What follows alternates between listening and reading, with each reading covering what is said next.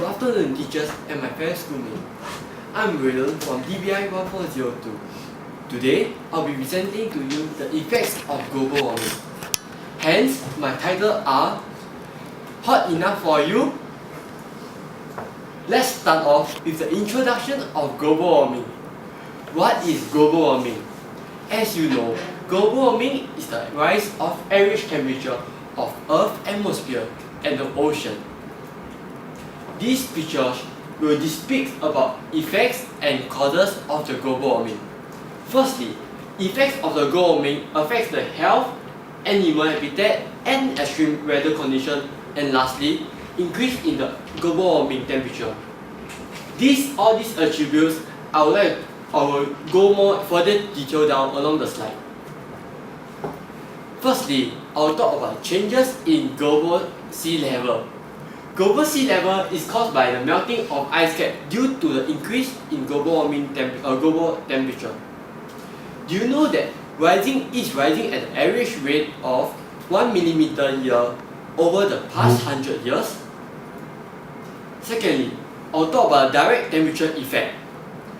Due to global warming, its increase in the temperature which causes more extreme heat wave during the summer and less extreme cold spells during the winter.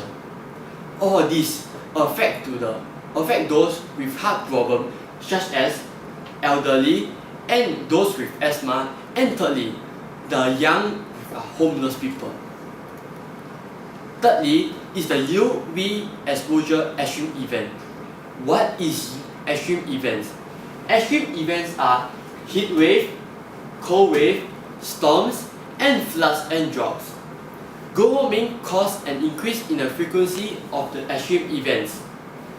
More event-related death, injuries, infectious disease, and stress-related disasters are caused by UV exposure. Fourthly, air quality. Air quality is an increase in the concentration of ground-level ozone, which affects our lung tissue, which is harmful to those with asthma and other chronic lung disease.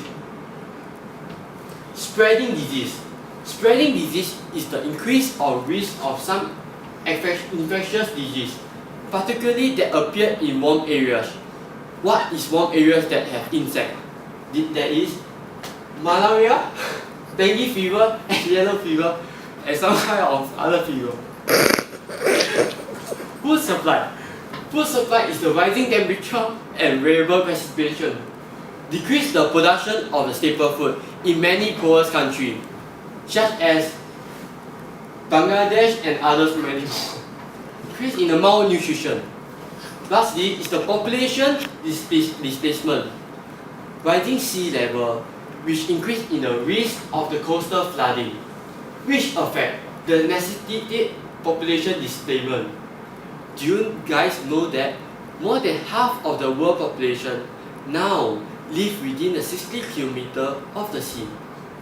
Most vulnerable areas such as now data in Egypt, and also many small islands such as Maldives and the Marshall Island and the Tuvalu. What can we do? The question of what to do is remain as controversial.